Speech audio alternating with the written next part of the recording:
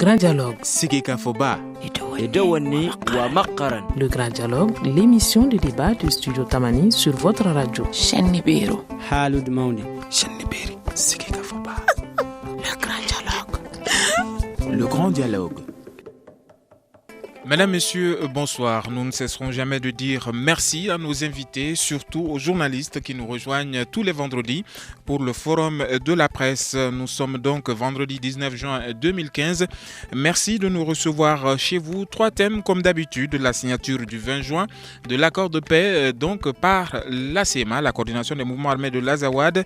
Nous allons parler dans la deuxième partie des engrais frelatés, de l'engrais frelaté donc qui défraie donc la chronique. Le ministre de l'Agriculture et du Développement rural, je dirais, était devant les députés hier pour s'expliquer le Ramadan. Le mois du Ramadan a commencé depuis hier.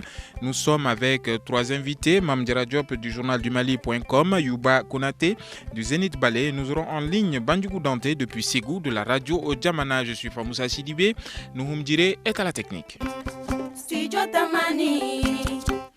Le premier thème, plus rien ne doit donc normalement empêcher la signature de l'accord de paix par la rébellion à Bamako demain samedi 20 juin. Le gouvernement a levé les mandats d'arrêt lancés durant la transition et qui visaient des responsables de la rébellion. Autre fait marquant, l'engagement des groupes armés donc de la plateforme de se retirer de la ville de Menaka. Alors nous allons voir avec vous, Yuba, est-ce que ce rendez-vous du 20 juin sera respecté par l'ACEMA? Merci donc au studio Tamani une fois de plus de nous associer au débat de la semaine qui nous permet de donner nos différents points de vue sur l'évolution de l'actualité dans notre pays. Moi je crois que oui, je crois que la date du 20 va être retenue puisque tous les acteurs disent qu'ils sont engagés. La CMA a déjà, mes informations sont bien fondées, il y a une partie même déjà de cette délégation qui est arrivée à Bamako. Il y a une autre partie qui est attendue. Et la plateforme, justement, s'est retirée de Menaka à la dernière minute. Elle a dit clairement que c'est pour donner une chance à la signature de demain. Le gouvernement malien est partant. Les Nations Unies sont partants. Donc, moi, je crois que la signature de demain sera effective maintenant. Est-ce que, à partir de cette signature de demain, tous les problèmes sont réglés? Je ne pense pas. Mam.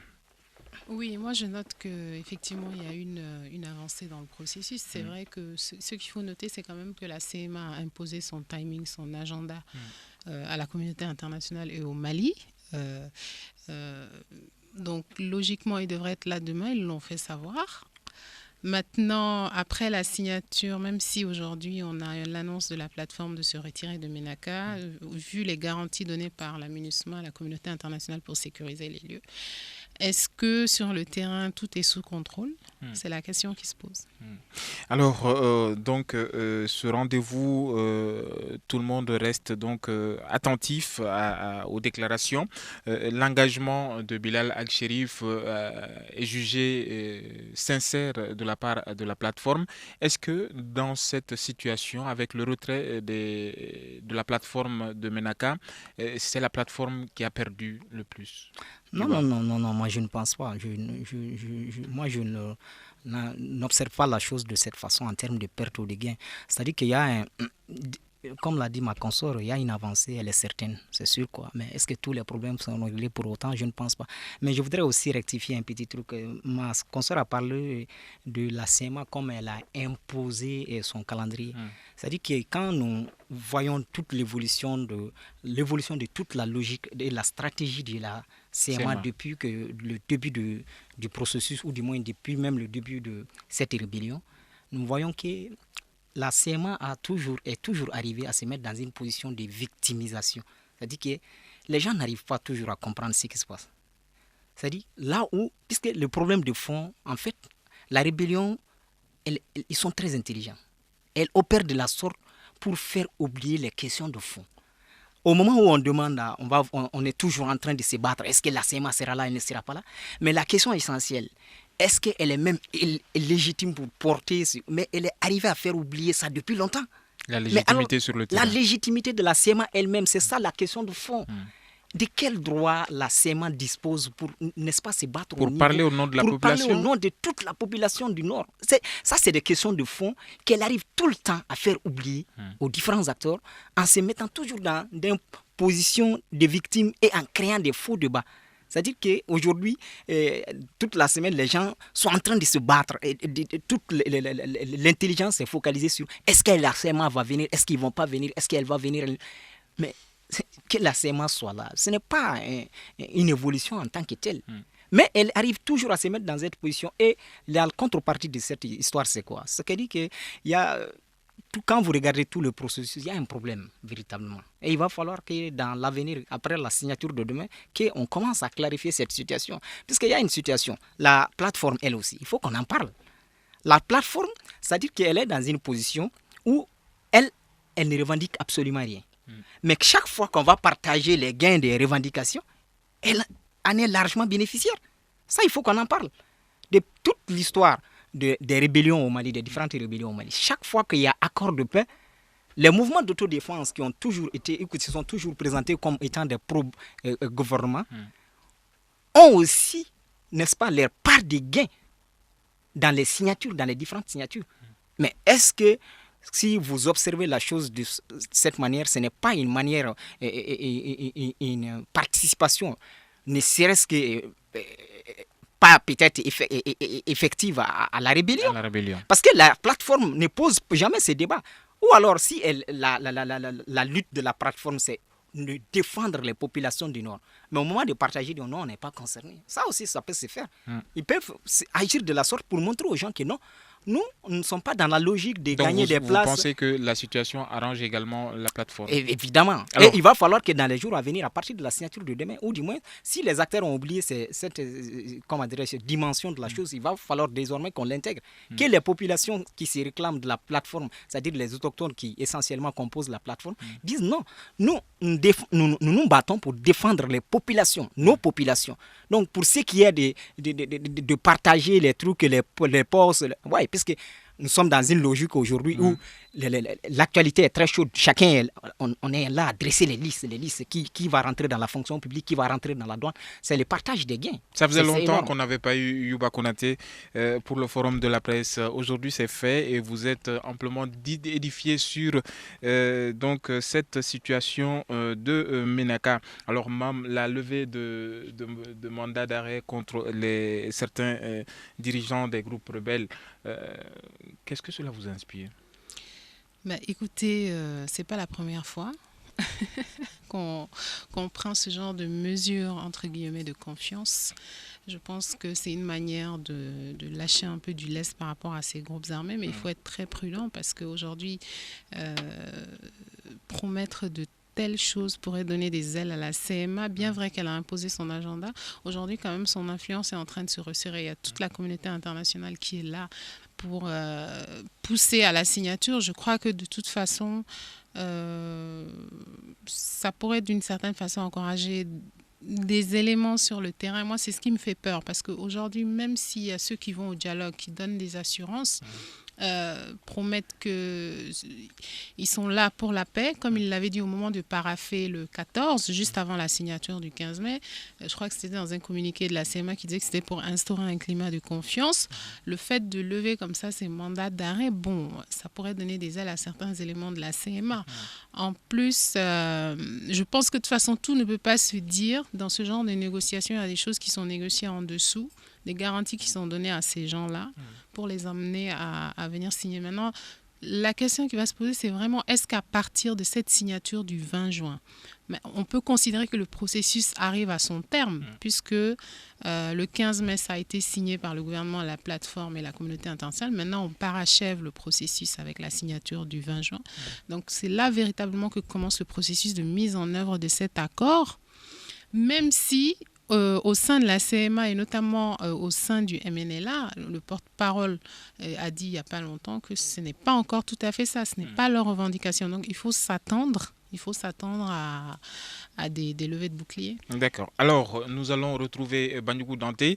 Bandjougou, ce n'est pas un oubli, mais c'est tout simplement pour vous permettre de mieux préparer vos réponses. Bandjougou, cette situation de Ménaka, nous allons voir cela avec vous, mais également, est-ce que la levée de mandat aujourd'hui qui était lancée contre les groupes, les dirigeants de groupes armés, est-ce que cette levée de mandat va permettre à ce que la justice se fasse? Je vous remercie beaucoup. Vous me permettez d'abord d'apporter une précision. Bandjougou Danté est le directeur de la radio Sania, c'est aussi le président de l'Union des radios et télévisions libres du Mali. Exactement. Voilà bien. Donc vous me permettez aussi de saluer toute la communauté musulmane dans le cadre de Ramadan, plus particulièrement le monde de la radio. Pour répondre à votre question, moi je pense que la situation de Ménaka est une situation assez délicate. Les uns et les autres doivent comprendre l'histoire récente de cette rébellion. On nous a mis dans une situation de fait avec la fabrication de la CEMA après l'opération Serval. Parce qu'on a essayé par-ci par-là de constituer des groupes, mais la constitution de ces groupes-là devait être un tremplin aux négociations. Il fallait trouver des interlocuteurs au regard de tous ces mouvements qui étaient dans la zone. Maintenant, je ne sais pas sur quelle base la pression internationale qui a prévalu, on a fait le choix de qui peut être éligible au dialogue ou pas, parce qu'on a vu des anciens terroristes rapidement reconvertis en ce qu'on peut appeler rebelles fréquentables. Bon, je pense que dans ces conditions, la CEMA, dans sa situation actuelle, est une situation de fait qu'il faut savoir accepter dans un sens purement et simplement politique pour qu'on puisse quitter dans cette situation aujourd'hui. Situation dans laquelle des populations sont en train de souffrir. Maintenant, au problème politique, forcément des solutions politiques. C'est vrai, tout défenseur des droits humains peut être bouleversé par cette situation de levée des mandats d'arrêt, comme si ces mandats d'arrêt ont été lancés politiquement, mais ça devait avoir une couverture juridique. Mais si aujourd'hui, à la veille des négociations politiques, on procède à une levée politique de ces mandats, je pense que le citoyen lambda doit aller vers l'essence de l'apaisement et comprendre que dirigeants et dirigés, ceux qui sont au sommet, ceux qui sont à la base, aujourd'hui nous avons tous un souci, c'est le souci de la quiétude, c'est le souci de la paix, c'est le souci de l'apaisement. Il faut apaiser et au moment opportun, ce qui doit être tiré au clair sera tiré au clair. Cela n'engage que moi. Cela n'engage que moi. Merci. Mais si on veut gérer des questions politiques et des questions juridiques ensemble, on ne va pas avancer et on va jeter de l'huile sur le feu. Merci beaucoup, Bandjougou Danté, à la fois directeur de la radio Djamana de Ségou, mais également président Radio Sania de Ségou, autant pour moi, et président donc de l'URTEL. Merci Bandjougou Danté. Alors Yuba, je voudrais vous entendre sur cette question de levée de mandat. Oui, et comme moi, je pense que la levée des mandats est un impératif, c'est-à-dire que nous n'avons pas beaucoup de marge en la matière, il faut qu'on se dise. Qui? Les autorités maliennes, c'est clair que vous avez vu tout récemment. À partir de quand déjà? À partir de quand est-ce que le gouvernement malien n'a plus la main? Depuis tout le temps. C'est-à-dire que nous n'avons pas beaucoup de marge de manœuvre en la matière. Ça, tout le monde le sait. On n'a même pas besoin d'être intelligent pour le comprendre. Mais vous avez vu que la semaine dernière ou la semaine qui a suivi, on a recadré même le président de la République. Lors de la signature du 20 juin, la dernière signature, n'est-ce pas, le président de la République était... Par qui? Par la communauté internationale, ça se comprend. À travers et qui? Vous avez vu tous les musulmans, les religieux qu'on a mobilisés. Non, c'est clair. Le président de la République il a fait un discours qui a plu à tous les Maliens. Nous avons dans les grains, on a débattu, les gens disent voilà, c'est ça, il faut ça. La fermeté. La fermeté, il faut être ferme. Mais très vite, on est revenu à la triste réalité que ce n'est pas nous qui tenons les leviers. Très vite, on a compris. Et le président de la République lui-même est revenu sur les tribunes pour dire la MINUSMA n'est pas notre ennemi, il faut se faire avec ces gens, nos amis, ils sont venus. Voilà. Donc on comprend clairement que même lui, il est tenu. Donc nous adhérons. Puisque un temps soit peu, si ça peut nous permettre, avec un recul, de nous repositionner. Parce que tout ce qui nous arrive, c'est nous-mêmes. Ça, il ne faut pas qu'on se leurre. Tout ce qui nous arrive, c'est nous-mêmes. Donc maintenant, si cette signature du vin là, et moi je suis convaincu, ça peut nous donner un répit. Autant nous aurons le répit, il faudra qu'on en profite. Ça va nous donner un répit. C'est de 2 ans, 3 ans, je ne sais pas, ça va nous donner un répit.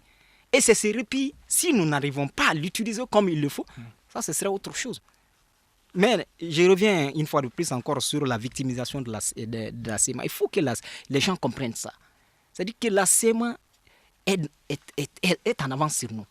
Elle arrive toujours à faire oublier les questions essentielles et à obliger les gens à se mettre, à se débattre des faux problèmes.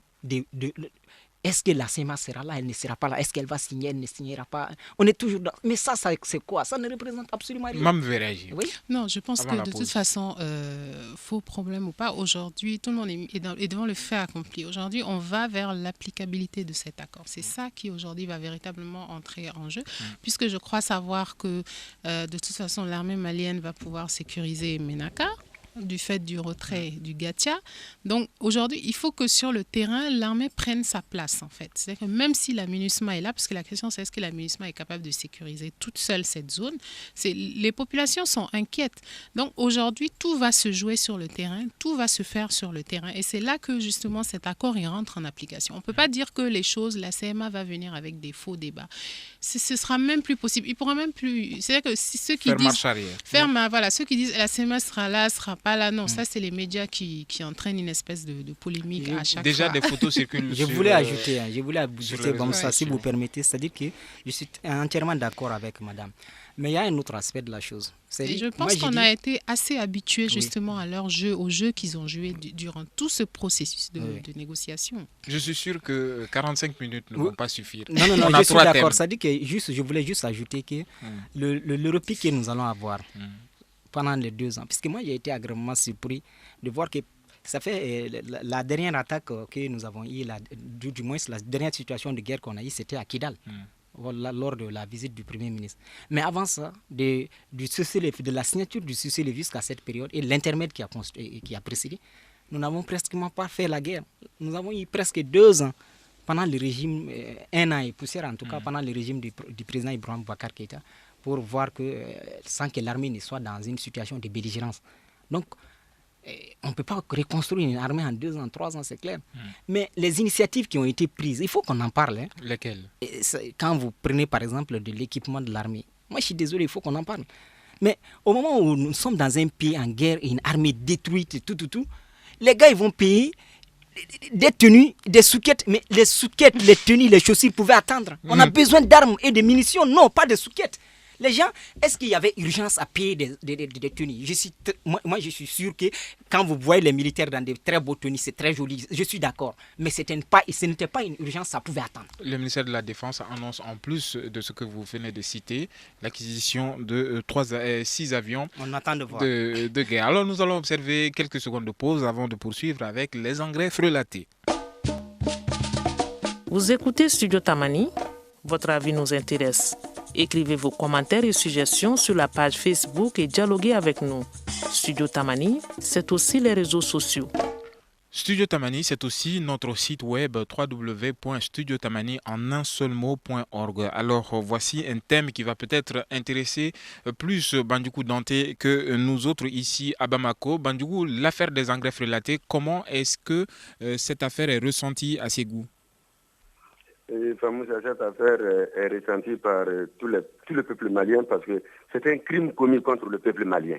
On ne peut pas, moi je qualifie ce fait-là de crime contre le peuple malien. On ne peut pas se permettre d'amener des produits dangereux, non seulement pour la production, mais également pour la santé des populations au nom de l'argent. Franchement, c'est inacceptable et c'est inadmissible. Par rapport à cette question, quand même, s'il y a des gens à sanctionner, l'État doit prendre toutes ses responsabilités, sans état d'âme et sans considération inutile. Alors, dans la zone office du Niger, on estime que ces engrais sont déjà parvenus aux paysans. Comment est-ce que la situation se passe sur le terrain? Bon, honnêtement, j'étais à Bamako depuis plusieurs jours déjà. Je suis rentré seulement hier soir. Personnellement, personnellement, je n'ai pas mené d'enquête pour savoir comment la situation se passe, mais un tel produit sur des champs de l'Office du Niger est un danger. Alors, en estimant que ces produits sont déjà parvenus aux paysans, comment faire aujourd'hui pour revenir en arrière et quelle incidence cela pourrait avoir sur leur calendrier? Moi, je pense que les techniciens de l'agriculture sauront prendre les dispositions qui s'imposent et l'État aussi de prendre les dispositions en termes de sanctions et de justice qui s'imposent par rapport à ça. Maintenant, s'il y a des possibilités d'empêcher l'utilisation de ce qui n'a pas été déjà utilisé ou d'anéantir ce qui a été déjà utilisé, l'État, de toute façon, a sa responsabilité qui se trouve engagée dans ce crime-là. Merci beaucoup, Bandjougou Dante, président de l'URTEL et directeur de la radio Sania de Ségou. Alors, l'affaire des engrais frelatés a conduit le ministre du Développement rural devant les députés pour s'expliquer. Mame Diarra Diop, est-ce que le consensus au sein de la majorité est-ce que consensus au sein de la majorité, je crois que l'interpellation hier du ministre Tereta n'a pas vraiment convaincu, sans vouloir attaquer. Je pense que on avait une espèce de double discours. Le député qui l'a interpellé de l'ADEMA qui revenait à la charge et le ministre Tereta qui se défendait en disant il n'y a pas d'engrais frelatés. Nous avons fait des analyses, tel nombre d'échantillons a été analysé et l'autre qui disait voilà, vous avez abandonné le monde paysan. Donc on a un double discours. Les uns qui nient, les autres qui accusent. Donc finalement, dans tout ça, il y a ces engrais qui sont là, dont on dit qu'une grosse quantité est de mauvais... 40% est toxique et pourrait avoir des conséquences sur cette fameuse campagne agricole. Maintenant, aujourd'hui, est-ce qu'on a les preuves de ça? C'est-à-dire qu'on a sorti toutes les lettres, tout ce qui est tout le procédé de passation du marché. Mais il faudrait qu'on puisse avoir accès à ces analyses-là, qu'on sache vraiment quelle sorte d'engrais c'est, parce que c'est quand même inquiétant. On n'avait pas besoin d'une telle affaire. C'est-à-dire que ça arrive à un moment, on a eu l'affaire de l'avion, l'affaire des armements. On se dit, mais finalement, qu'est-ce qui se passe dans ce gouvernement tout le temps? Je veux dire, il n'y a pas de fumée sans feu, sans accuser quoi que ce soit. Ni qui que ce soit. Aujourd'hui, il faut qu'on ait les preuves concrètes, il faut qu'on ait quand même accès à ces résultats dont se défend tellement le gouvernement en disant, nous avons analysé plus de 164 échantillons, il faut qu'on puisse avoir accès pour savoir. Parce que là, il y a un danger quand même pour la population. Merci beaucoup, Mame Diarra Diop. Alors, Youba Konaté, ministre du Développement rural, ce n'est pas n'importe qui, c'est quand même la deuxième personnalité du gouvernement, si je ne m'abuse, qui est devant les députés. Qu'est-ce que cela peut faire sur le consensus de la majorité? Oui. D'abord, l'exercice était démocratique, nous avons apprécié. L'exercice était démocratique. Le fait de l'interpellation est démocratique. À ma part, ça s'arrête là. Mais moi, je suis un peu étonné que les gens s'activent à crier au scandale. Mais de quoi on crie là? Moi, je ne comprends pas, très sincèrement. Engrais frelaté. Mais qu'est-ce qui n'est pas prélaté dans ce pays-là? C'est ça le problème. Parce que, oui, c'est les gens de l'agriculture qui sont aujourd'hui sur la sellette parce qu'on a découvert des failles chez eux. Mais à l'école, c'est partout comme ça. Donc, si vous êtes... Aujourd'hui, ils sont dans des beaux draps, c'est vrai. Malgré la détermination du ministre, non, il y a eu un problème. Il faudrait peut-être que les gens aient aussi cette petite humilité pour dire non, il y a peut-être une faute. On va essayer de réparer. Non, mais Tereta est resté dans une position carrément... Non, il dit absolument rien. Non, de victimisation, selon vous? C'est peut-être ça, mais c'est mais... très compliqué. Il nie carrément. Mais ça, c'est terrible. C'est les services techniques, les enquêtes parallèles, même la Côte d'Ivoire a même parlé dans cette histoire-là. Avec tout ça, on sait qu'il y a quelque chose. Mais il faudrait peut-être qu'il accepte de nous dire oui, il y a une petite faute. C'est-à-dire que les gens sont en train d'amplifier, mais la petite faute, c'est là. On est en train de réparer. Mais non, lui dit carrément qu'il n'y a rien.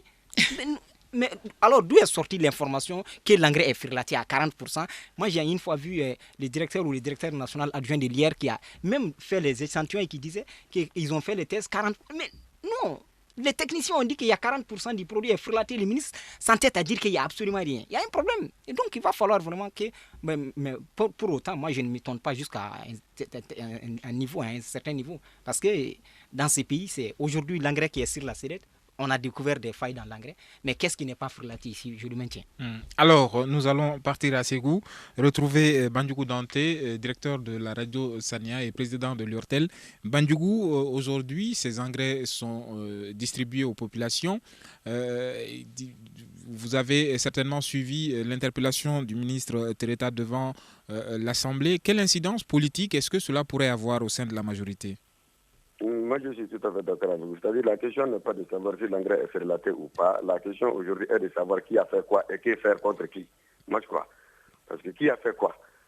Sinon, dire qu'il n'y a rien, moi, je pense qu'il y a quelque chose. Il y a quelque chose. Tout le monde le sait. Maintenant, il ne s'agit pas de défendre l'indéfendable. Maintenant, l'incidence politique de cette situation par rapport à la majorité, ce n'est pas une question de minorité ou de majorité, c'est une question qui engage la responsabilité du numéro 1 des Maliens, le président de la République. Parce que, d'abord, quand l'engrais est frelaté, non seulement c'est dangereux pour les récoltes, c'est aussi dangereux pour les populations. Donc, dans ce cas, on ne constitue pas une majorité contre un peuple, on constitue une majorité pour un peuple. Donc, si il y a quelques individus qui sont à la base de cette situation, c'est au président de la République de prendre toutes ses responsabilités, traduire qui doit être traduit. Donc, ce n'est pas un problème de la majorité, mais c'est plutôt un problème des populations maliennes exposées à un danger. Merci beaucoup, Bandjougou Dante. Alors, Mame Diarra Diop, espérer un procès ou bien même une mise en cause des responsables, est-ce que cela ne relève pas de l'utopie quand on voit les différents scandales qui se sont passés et il n'y a rien eu par rapport à cela? Pour espérer un procès ou je ne sais pas, déjà il faudrait qu'on sache qui sont les coupables. Or jusqu'ici on pointe du doigt beaucoup de personnes. Tantôt on pointe un producteur d'engrais très connu, tantôt pour ne pas citer, tantôt on pointe l'APECAM. Bon, c'est difficile. Moi je pense qu'on est, comme vous disiez tout à l'heure, la deuxième personnalité du gouvernement. Non, je dirais que c'est la deuxième personnalité du RPM peut-être. Mais on a le sentiment vraiment qu'à chaque fois qu'il y a des affaires qui sortent, c'est toujours, il n'en ressortira rien.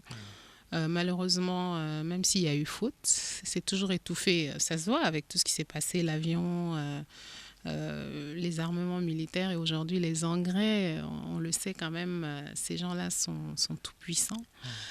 Donc, un procès, je ne sais pas, sauf si... D'autant, c'est bizarre parce que je crois que le ministre aussi a parlé de machination, un peu de gens qui seraient contre lui, d'opérateurs économiques. Bon, c'est très compliqué, c'est difficile de dire qui a fait quoi, bon, même si des lettres sont là. Et même nous, journalistes, notre travail, en essayant d'appeler, d'avoir des gens... Très souvent, très difficile d'avoir les réponses, de mener, en fait, c'est à la presse aujourd'hui de mener une vraie enquête sur cette histoire d'engrais et de dénoncer. Maintenant, côté justice, je ne sais pas si on aura un procès, ça m'étonnerait. Je pense qu'au bout d'un moment, cette histoire va se tasser.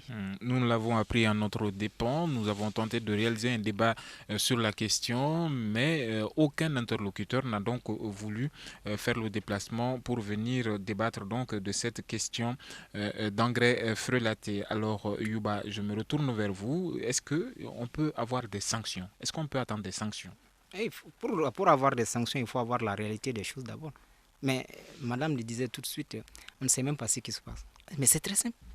Instituons une commission d'enquête et le ministre dit qu'il y a une machination, les autres disent, mais ils n'ont pas parlementaire.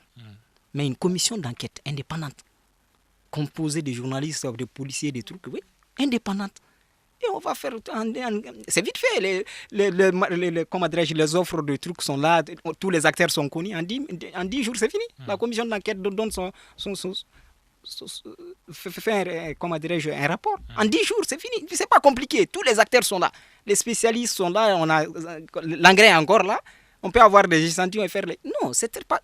Si les gens, les uns et les autres, sont de bonne foi, instituons une commission d'enquête indépendante. Et... En 10 jours, elle va donner son rapport, les résultats et on saura qui a fait quoi. Là, s'il y a machination, s'il y a tentative de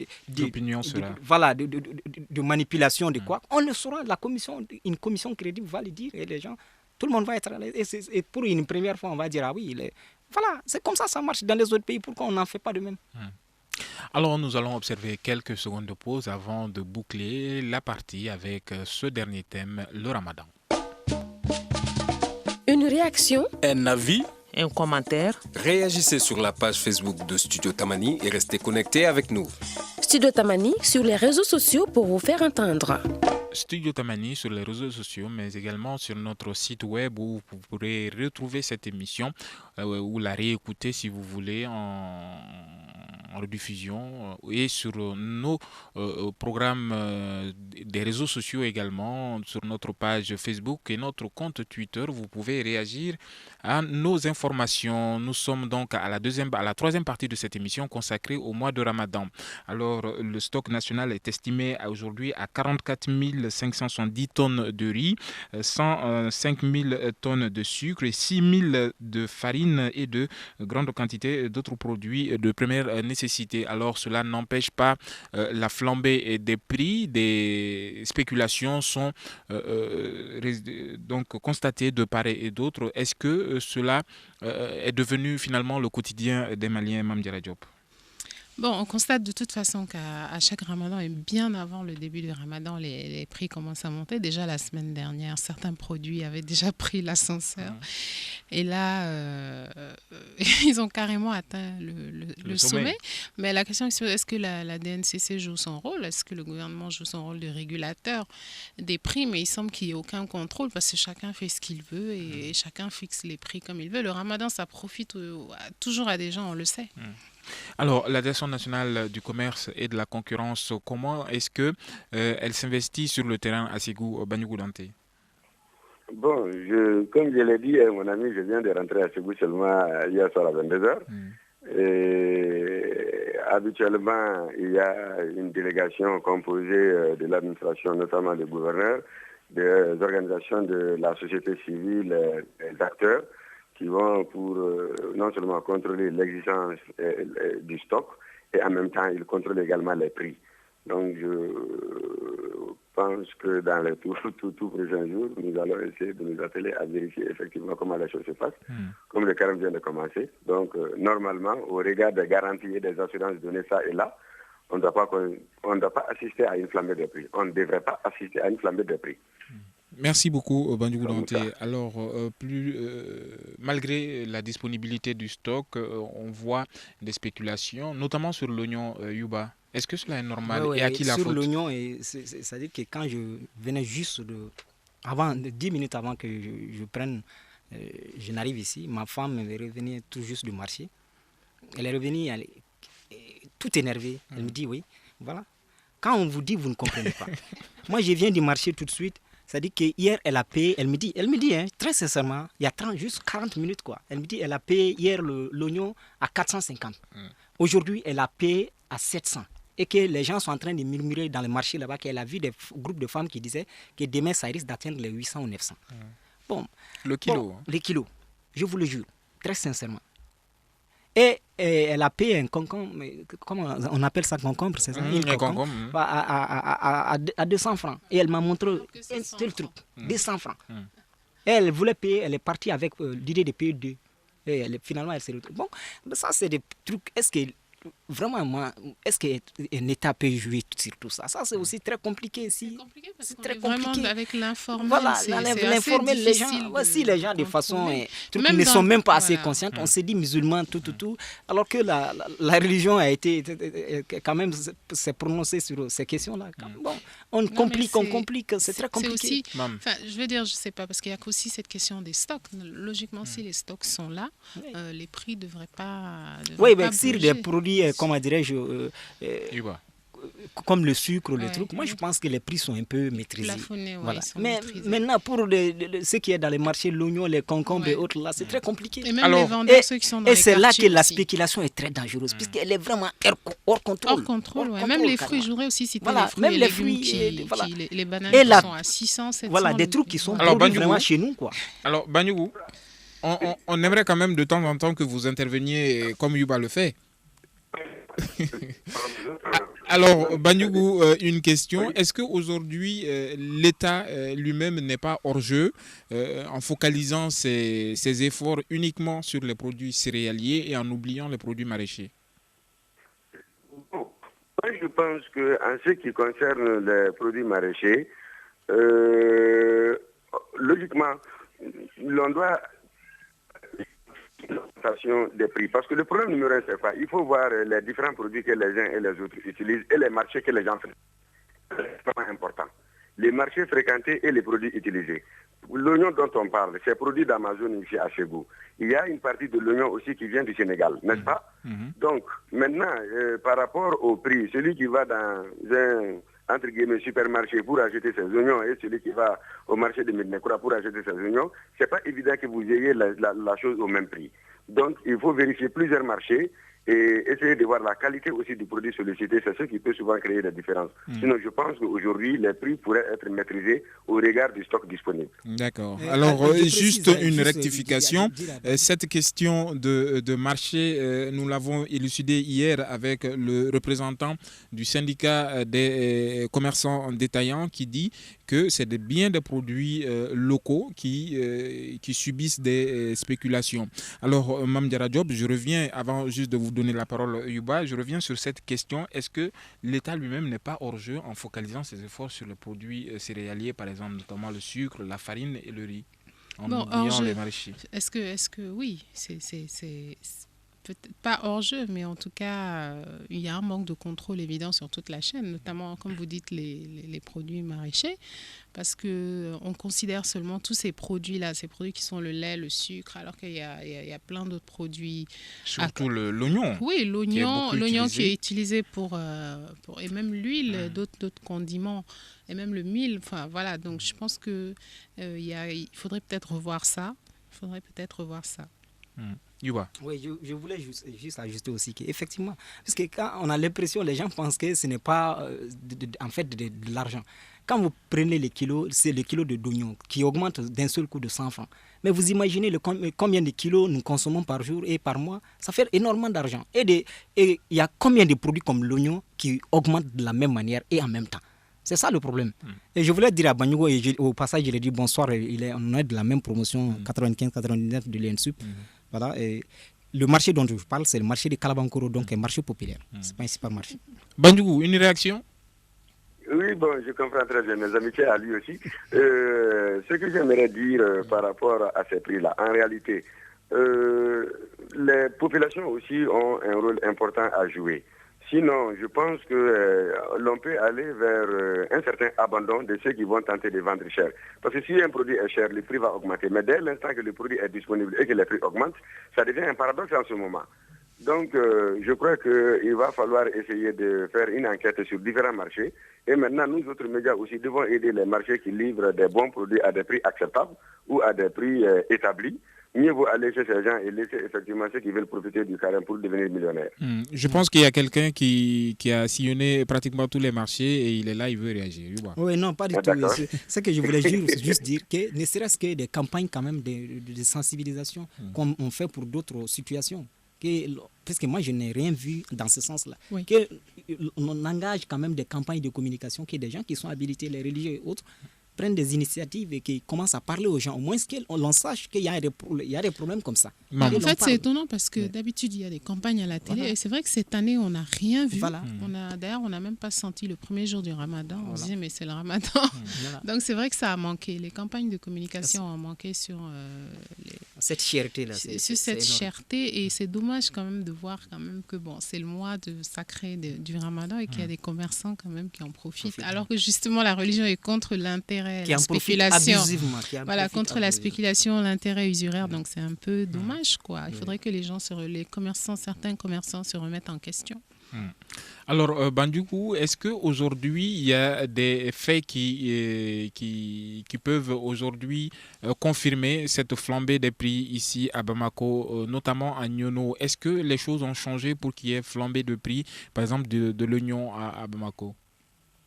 Bon, de toute façon, moi je pense que ce qui explique l'augmentation du prix l'explique par les frais de transport, l'explique souvent par les tracasseries des policiers.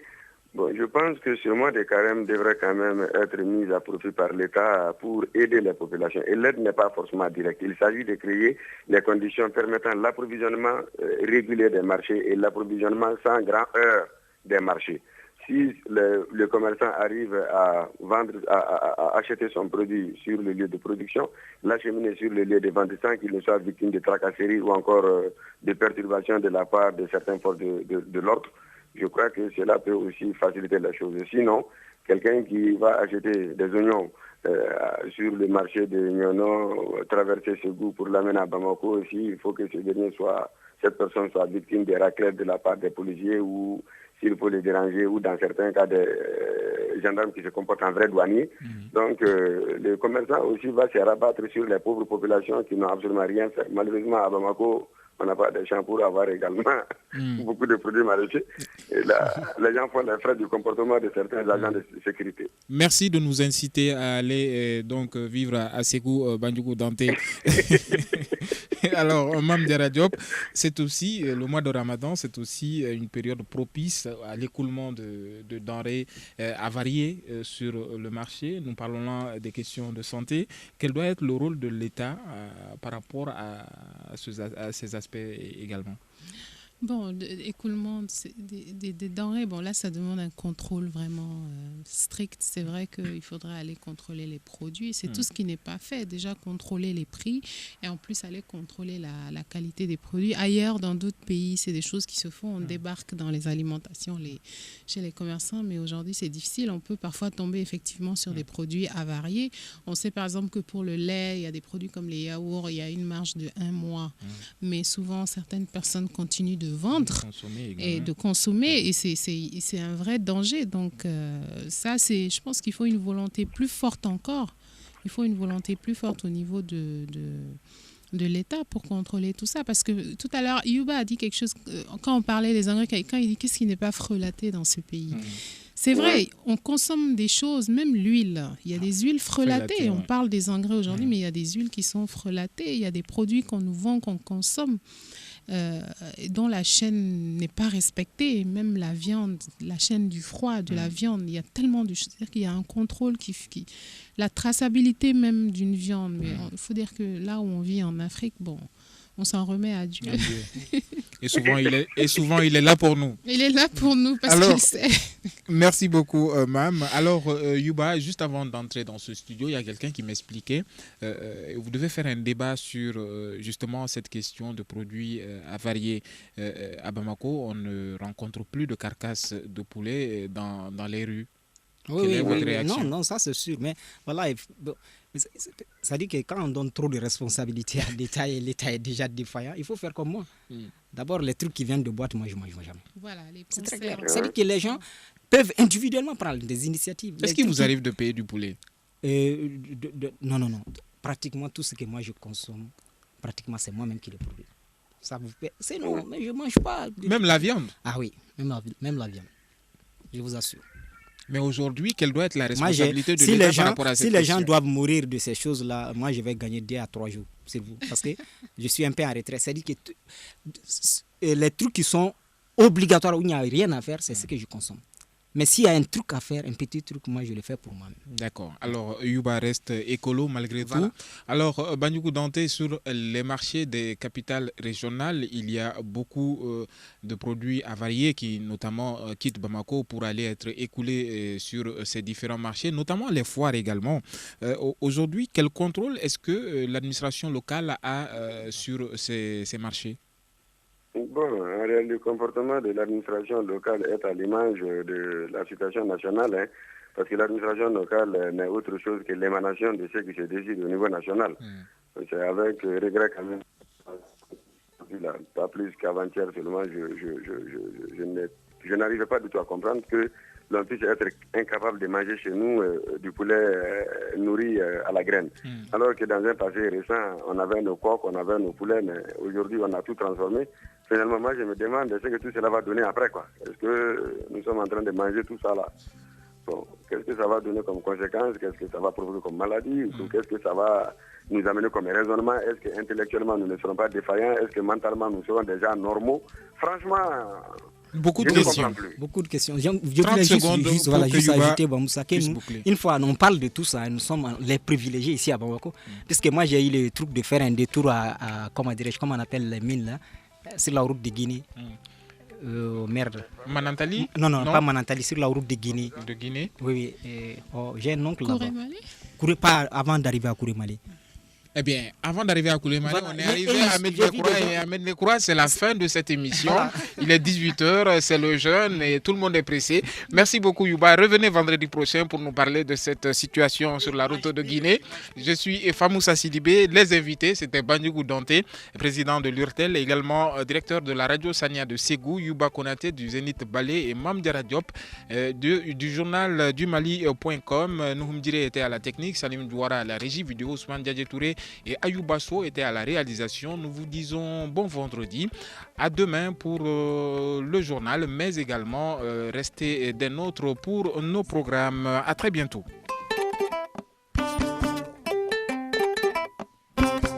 Le Grand Dialogue. Sigika Foba. Edouani wa Makaran. Le Grand Dialogue, l'émission de débat du Studio Tamani sur votre radio. Shenibiro. Halud Maundi. Shenibiri. Sigika Foba. Le grand dialogue. Le Grand Dialogue.